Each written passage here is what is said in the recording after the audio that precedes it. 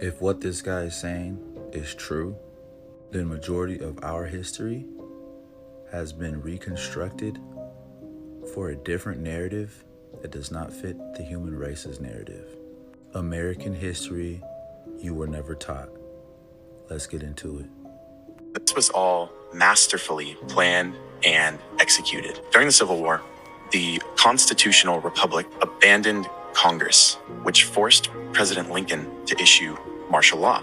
At this time, the Republic was taken over by foreign insurgents who replaced it with the United States of America, Inc., in all caps, in 1871. A corporation that had the same name, the United States.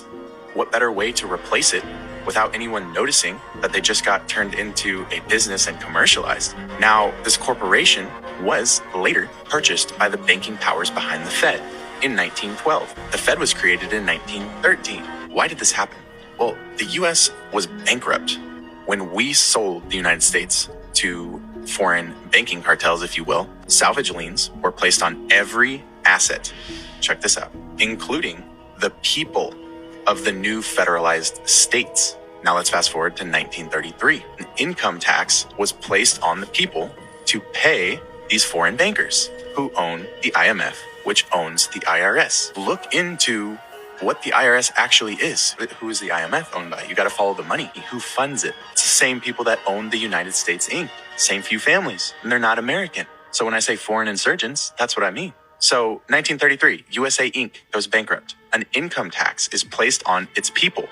In other words, you and I were turned into property. Look it up. We were turned into cattle, and we were collateralized in order to turn us, humans, flesh and blood, into a means of paying off a massive debt.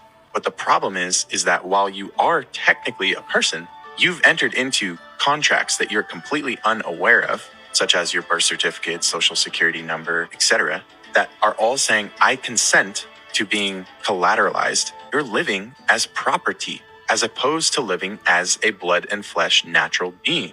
On paper, you are property. You are a corporation right now. You might be hearing this and thinking, we're fucked. We're property? Are you kidding me? And that's true. And property doesn't have rights. But here is both the blessing and the curse. There are multiple of you. Just like there's multiple United States of Americas. Sleight of hand, remember? What hat do they want to wear? There are multiple of you. The insane irony in all of this is the fact that they are actually now liable for all of your alleged obligations, aka debts. That's what a debt means. You can play a wrong move in chess and still win the game. And commerce is chess. Their greatest attempt to set us back actually is their greatest weakness. How can we owe debt if the United States is liable for all of its property? If we're its property, then it's the United States' burden to pay our debt. And that is exactly what the law says. I'm going to leave you guys with two different codes that I highly recommend you look into. First is going to be the House Joint Resolution Act 192. And when that occurred, the dollar was turned into what is called Federal Reserve debt notes. If we're being asked to pay debts, but all we are given from the system is debt notes, aka fiat money, to pay back those debts, how can we pay a debt with a debt? I just want you to sit with that. They never gave you lawful money. They never gave you gold. They never gave you silver. The other side of it is looking into 18 USC 8. 18 United States Code 8. You're going to come to find out that that's literally telling you that the United States is liable for all debt. All of your debt, the United States is liable for it. How can you pay a debt with debt notes? Don't let that go over your head. They already got paid. Whoever's coming after you, saying you owe a debt, whatever, they already got paid. Why would you be paying it twice? Common law, a completely different, higher level set of law that comes from God, the Creator, is for a natural blood and flesh man.